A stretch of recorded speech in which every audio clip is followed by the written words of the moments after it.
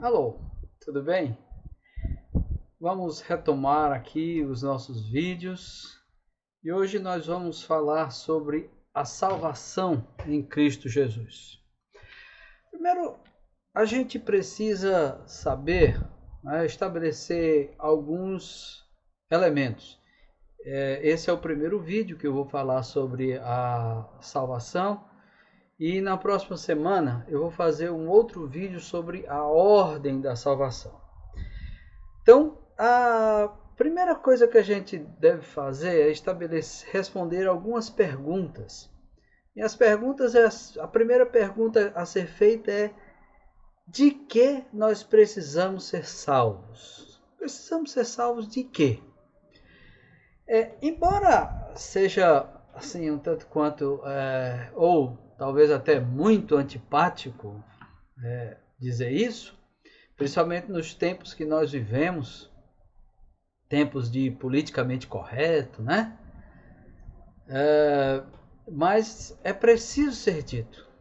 É uma mensagem que não pode ser deixada de ser dita. Nós precisamos ser salvos da ira de Deus. Isso é do que nós precisamos ser salvos. E essa ira de Deus se revela na condenação do pecador não redimido ao inferno. Vocês veem que, obviamente, é uma coisa que não é lá muito simpática para a gente dizer, mas a gente tem que dizer isso. Claro que no mundo de hoje, no mundo moderno, no século XXI, muita gente acha que esse negócio de religião é uma coisa para quem é atrasado e tal, não sei o quê. E, na verdade, as pessoas, de uma maneira geral, elas não acham que precisam ser salvas. Né? Porque, primeiro, alguns acham que não são más o suficiente. Quem nunca ouviu a pessoa dizer: eu nunca matei, eu nunca roubei, então não tem porquê eu ir para o inferno. Para o inferno vão aqueles lá, assassinos, pedófilos, estupradores e tal, que estão lá na penitenciária. Mas eu não, eu vivo uma vida tranquila, vivo uma vida bem e tal, nunca matei, nunca roubei, não preciso, não vou para o inferno, não vou para o inferno. Outro argumento que as pessoas levantam é: mas Deus é bom, Deus é amor, Ele não vai querer condenar ninguém, todos vão ser salvos no final. Mas será que é isso que a Bíblia diz? Bora dar uma olhadinha em alguns textos da Bíblia que falam sobre essa questão. Não é? Primeiro, Romanos capítulo 5, versículo 9. Vocês estão vendo aqui, né? Romanos 5, 9. Diz assim: como agora fomos justificados por seu sangue, muito mais ainda seremos salvos da ira de Deus por meio dele. Então, esse negócio de dizer que Deus é bom e que Deus não se ira com ninguém, não condiz com a verdade. Deus se ira contra o pecado e contra o pecador. Né? Contra o pecado e também contra o pecador. Né? Porque Deus vai condenar o inferno, não é o pecado, mas é o pecador. Salmo capítulo 9, versículo 17 diz assim: os perversos serão lançados no inferno e todas as nações que se esquecem de Deus. Claramente. Provérbios 5, 5 diz assim: os seus pés descem à morte, os seus passos conduzem-na ao inferno. Esse trecho de Provérbios está falando, especificamente no caso aqui, está falando da mulher adúltera e, obviamente, o homem adúltero também. Né?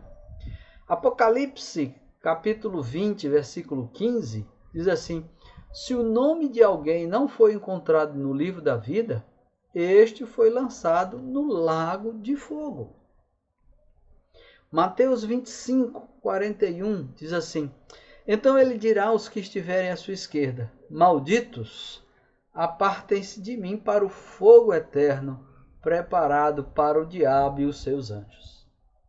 Também nós podemos ver outras citações, outros textos que falam sobre a ira de Deus, sobre o inferno, em Mateus capítulo 23, versículo 33, Lucas capítulo 16, os versículos 19 a 31 e Judas, o versículo 7.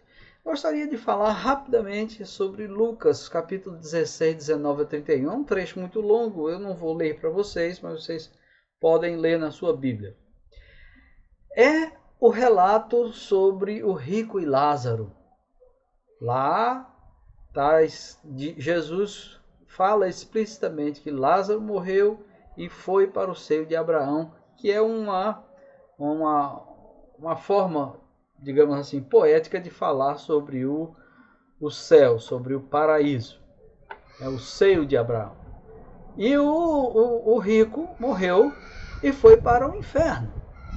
Então, fica claramente demonstrado através desse relato que Jesus faz que existe o inferno. Após a morte estaremos conscientes, tanto o rico no inferno quanto Lázaro lá no céu estavam conscientes, absolutamente conscientes, não tinha nada de história de estar dormindo, né?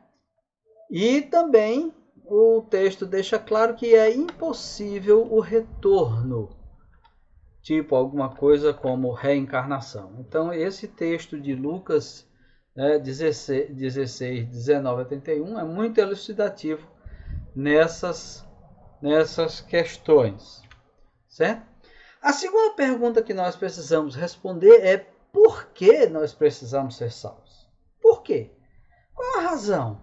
Muita gente diz: eu nunca matei, nunca roubei, eu não sou mal o suficiente. Não, Deus é amor, ninguém vai para o inferno e tal.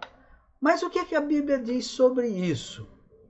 A Bíblia diz que o homem natural é pecador, está separado de Deus e é inimigo de Deus, e que não pode fazer absolutamente nada para conseguir conquistar ou comprar ou adquirir a sua salvação através de seus próprios méritos. Veja só o que diz lá em Romanos, capítulo 3, versículo 20 e o versículo 23. Portanto, ninguém será declarado justo diante dele, baseando-se na obediência à lei. Vejam aí.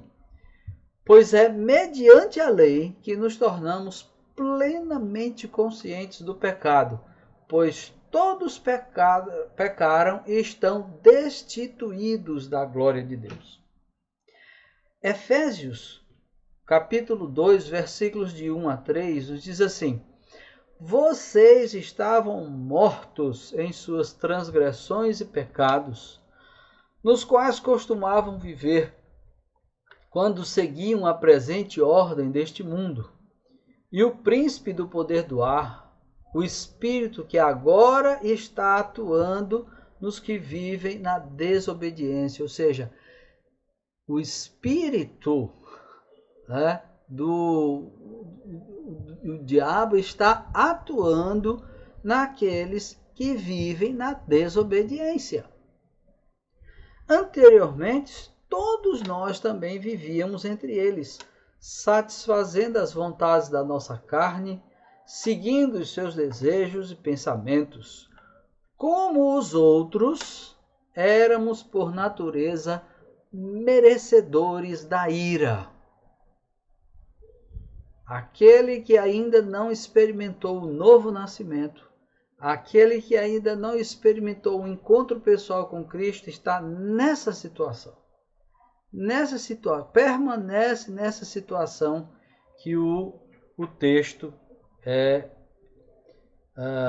nos diz, certo? Romanos, capítulo 5, versículo 10. Ele diz assim: Se quando éramos inimigos de Deus, fomos reconciliados com Ele mediante a morte de seu Filho, quanto mais agora, tendo sido reconciliados, seremos salvos por sua vida. Então, aqueles que ainda não foram reconciliados com Deus através do novo nascimento, permanecem inimigos de Deus. Permanecem inimigos de Deus. Colossenses, capítulo 1, versículo 21, também diz: antes vocês estavam separados de Deus, e em suas mentes eram inimigos por causa do mau procedimento de vocês. Isso ele está falando para pessoas que já tiveram um novo nascimento. Então, significa dizer que aqueles que ainda não experimentaram o novo nascimento continuam separados de Deus e são inimigos de Deus, permanecem inimigos de Deus. Efésios, capítulo 4, versículos 17 a 19. Assim eu lhes digo, e no Senhor insisto, que não vivam mais como gentios, que vivem na futilidade de seus pensamentos. Eles estão obscurecidos no entendimento e separados da vida de Deus por causa da ignorância em que estão, devido ao endurecimento dos seus corações. Tendo perdido toda a sensibilidade, eles se entregaram à depravação, cometendo com avidez toda espécie de impureza. Esse é o retrato do homem natural, o homem que ainda não se converteu, o homem, a pessoa que ainda não teve um encontro pessoal com Cristo. Ainda não se arrependeu dos seus pecados e não depositou sua fé em Jesus. Nós podemos ver também um retrato terrível do homem natural em Romanos, capítulo 1, versículos 18 a 31. Certo? E lá no versículo 30 está dizendo explicitamente que o homem natural é inimigo de Deus. E também nós temos um versículo, Romanos 6, 23, isso dentre outros versículos que nós temos, né, na Bíblia. Apenas selecionei alguns para que não fique muito cansativo. Então, Romanos 6, 23, que diz que o salário do pecado é a morte. A terceira pergunta que nós precisamos responder é: como nós somos salvos? É muito simples a forma como somos salvos. Somos salvos pela graça mediante a fé. Mas tem um detalhe: é a fé depositada única e tão somente em Cristo e na sua obra salvífica. Nada mais, nada além de Cristo, única e exclusivamente Cristo.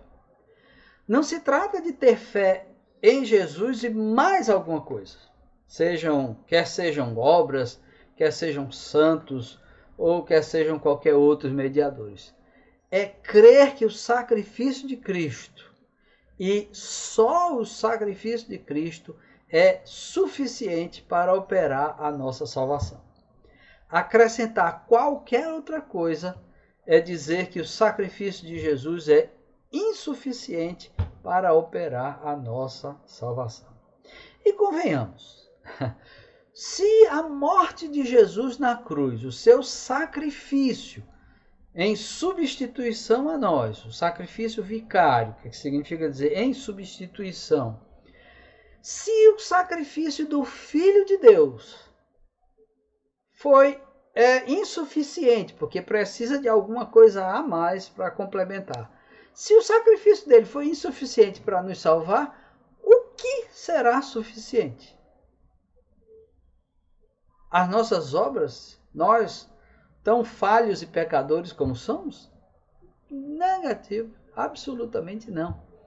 Mesmo porque o profeta Isaías, lá no capítulo 64, versículo 6 do seu livro, diz: todos nós somos como um imundo e todas as nossas justiças como trapos de imundícia. Ou seja, aos olhos de Deus, até os nossos atos mais justos estão maculados, sujos, impregnados pelo pecado, e Deus não pode aceitar. A natureza santa de Deus não aceita absolutamente atos pecaminosos. Vejamos lá o que diz Efésios, capítulo 2, versículos 8 e 9. Pois vocês são salvos pela graça por meio da fé. E isso não vem de vocês, é dom de Deus, não por obras para que ninguém se glorie. Então, a salvação, a graça, a fé, tudo isso vem de Deus. Não é coisa nossa, porque até mesmo a fé nos é dada por Deus. Atos capítulo 20, versículo 21. Testifiquei tanto a judeus como a gregos que eles precisam converter-se a Deus com arrependimento e fé em nosso Senhor Jesus. Ou seja, arrependimento e fé. Atos 16, 30 e 31 é aquele trecho em que Paulo e Silas estão na prisão, tem aquele terremoto e as correntes caem das mãos de Paulo e Silas e o carcereiro entra na masmorra, quer se suicidar porque pensa que os prisioneiros fugiram. Aí Paulo diz, não te faça mal algum e tal. E aí o carcereiro pergunta, senhores, o que devo fazer para ser salvo? E Paulo responde muito simplesmente, creia no Senhor Jesus e serás salvo. Creia no Senhor Jesus. Salvação única e tão somente pela fé. Aí a quarta pergunta que nós precisamos responder referente a essa questão de salvação é: quando nós somos salvos? Quando? Quando é que acontece essa salvação? Será que essa salvação só vai se dar lá depois que a gente morrer? Não. A salvação se dá aqui e agora, hoje, nesse tempo presente, nessa vida. Mesmo porque não há nenhuma possibilidade de salvação depois da morte. Nenhuma possibilidade de salvação pós-mortem. Certo? Hebreus nos diz com muita clareza. Da mesma forma como o homem está destinado a morrer uma só vez. Morre uma só vez. Não tem nada de reencarnação, hein? É o que a Bíblia está dizendo. Morrer uma só vez e depois disso enfrentar o juízo. Pronto. Então, se não tiver tido a experiência do novo nascimento aqui, durante essa vida, depois que morrer, não há possibilidade. Não há possibilidade de orações pelos mortos, não há possibilidade de cerimônias, velas, para ajudar a alma a subir para o céu. Ou ele decide entregar sua vida a Jesus nesse tempo presente, enquanto está vivo, depois que morrer, não tem possibilidade mais. Hebreus, no capítulo 3, versículos 7 e 8, também nos diz assim: assim como diz o Espírito Santo, hoje, se vocês ouvirem a sua voz, não endureçam o coração como na rebelião durante o tempo de provação no deserto. Hoje, ouviu a voz de Deus, deve se converter enquanto está aqui nesse mundo. Depois que partir, não tem mais possibilidade. Segunda carta do apóstolo Paulo aos Coríntios, capítulo 6, versículo 2, também nos diz, pois ele diz, eu o ouvi no tempo favorável e o socorri no dia da salvação. Digo-lhes que agora é o tempo favorável, agora, hoje é o dia da salvação.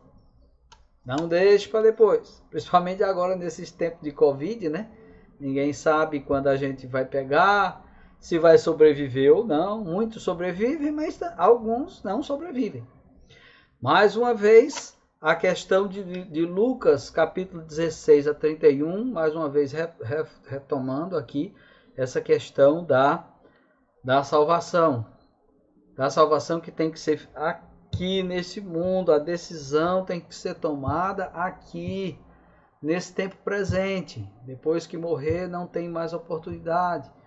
O texto relata que o rico queria ter outra oportunidade, ou queria que seus irmãos tivessem oportunidade, e Abraão diz: eles devem escutar Moisés e os profetas. Não é? Então, não há possibilidade. Depois que morreu, acabou-se, não tem mais possibilidade. Temos também o texto de Apocalipse 20, capítulos de 11 a 15. E, finalmente, para onde a gente vai depois da morte? Tem gente que pensa aqui: morreu, acabou-se. Morreu, o mundo se acaba para quem morre. Certamente vocês já ouviram esse tipo de coisa. Mas não é isso que a Bíblia diz. Não é isso que a Bíblia diz. Somos salvos já nesse mundo, mediante a fé em Jesus, mas quando acontecer nossa morte, iremos para o céu ou para o paraíso. Lembrem-se do que foi que Jesus disse para o ladrão, né, que estava do seu lado. Né? Podemos ver isso lá em Lucas, capítulo 23, versículo 42 e 43. Então disse ele, o ladrão, né, o malfeitor: Jesus, lembra-te de mim quando entrares no teu reino. Jesus lhe respondeu: eu lhe garanto, hoje você estará comigo no paraíso. Vários outros versículos nos falam sobre esse destino eterno, como Filipenses capítulo 1, versículo 23, 2 Coríntios capítulo 5, versículo 8.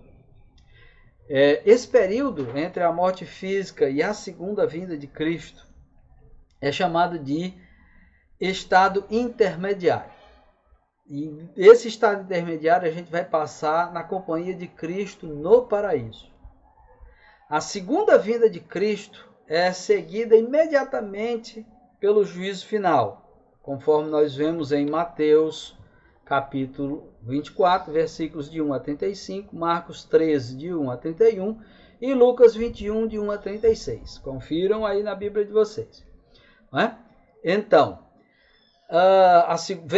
Jesus vem a segunda vez, estabelece o juízo final, estabelece qual o destino eterno de cada um, e são criados novos céus e nova terra, conforme a gente vê em Apocalipse 21, versículo 1, 2 Pedro 3, de 10 a 13, e Romanos capítulo 8, 19 a 25. Esse é o estado eterno. Quando a gente ressuscitar, quando o nosso corpo assumir a condição de corpo glorificado, a nossa alma se unir novamente ao nosso corpo, aí então nós vamos viver nos novos céus e nova terra, onde habita a justiça, para sempre na companhia do Senhor. Certo? Muito bem. E assim respondemos a essas perguntas sobre a salvação, né? E na próxima semana nós vamos ver a ordem da salvação. Se você gostou desse vídeo, ainda não se você ainda não faz parte, não se inscreveu ainda, se inscreva, né? Assina aí se inscreve, aciona o sininho para saber sempre que for publicado algum novo vídeo.